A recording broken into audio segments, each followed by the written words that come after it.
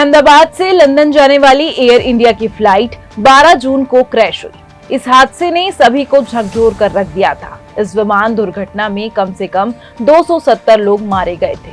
इस क्रैश के 1 महीने बाद अब जांच की रिपोर्ट सामने आई। इस रिपोर्ट में कई अहम खुलासे हुए हैं। रिपोर्ट में पता चलता है कि उड़ान भरने के कुछ ही सेकंड बाद इंजन के फ्यूल स्विच रन से कट ऑफ पर चले गए थे। 15 पन्नों की यह रिपोर्ट विमान दुर्घटना जांच ब्यूरो AAIB ने शनिवार तड़के पब्लिश की। हादसे से पहले पायलटों के बीच क्या बात हुई, आइए जानते हैं। इस रिपोर्ट में सामने आया कि पायलटों के बीच फ्यूल बंद करने को लेकर कंफ्यूज हुई।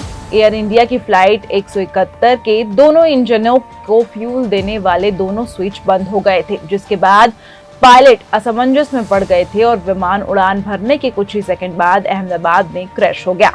कॉकपिट वॉइस रिकॉर्डिंग में एक पायलट को दूसरे पायलट से पूछते हुए सुना गया कि तुमने फ्यूल क्यों कट ऑफ किया। दूसरे पायलट ने जवाब दिया कि मैंने ऐसा नहीं किया।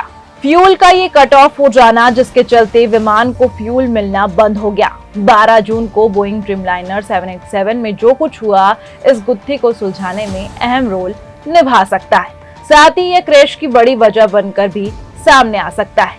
दोनों पायलट की बातचीत के बाद सवाल यह है कि आखिर फ्यूल स्विच किसने बंद किया। फ्यूल को दोबारा रन किया गया। इसी के बाद रिपोर्ट में यह भी सामने आया कि पायलटों ने बंद होने की कंफ्यूजन के बाद एक बार फिर कट ऑफ से उसको रन पर स्विच किया।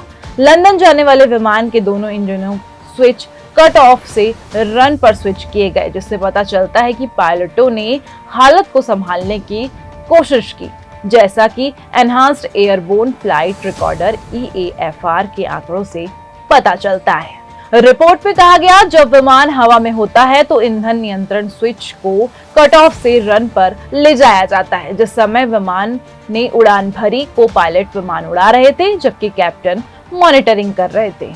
रिपोर्ट में कहा गया कि विमान ने लगभग 180 नॉट्स IAS की स्पीड पर था और उसके तुरंत बाद इंजन 1 और इंजन 2 का फ्यूल कट ऑफ स्विच से 1 सेकंड के अंदर एक के बाद एक रन से कट ऑफ हो गए।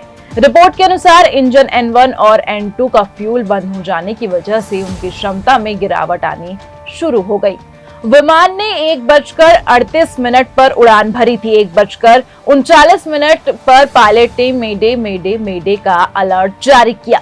रिपोर्ट में कहा गया कि ATCO एयर ट्रैफिक कंट्रोल ने कॉल साइन के बारे में पूछताछ की। ATCO के कोई जवाब नहीं मिला, लेकिन उन्होंने विमान को एयरपोर्ट की सीमा से बाहर क्रैश होते देखा और इमरजेंसी प्रतिक्रिया सक्रिय कर दी। विमान जाकर BJ मेडिकल कॉलेज के हॉस्टल में क्रैश हो गया। इस भयानक क्रैश में विमान में सवार यात्रियों की तो मौत हुई, साथ ही हॉस्टल में मौजूद छात्रों की भी इस हादसे में जान चली गई। विमान में मौजूद 242 में से 241 लोगों की मौत हुई। वहीं साथ ही हॉस्टल में मौजूद 30 छात्रों ने भी इस हादसे में दम तोड़ दिया।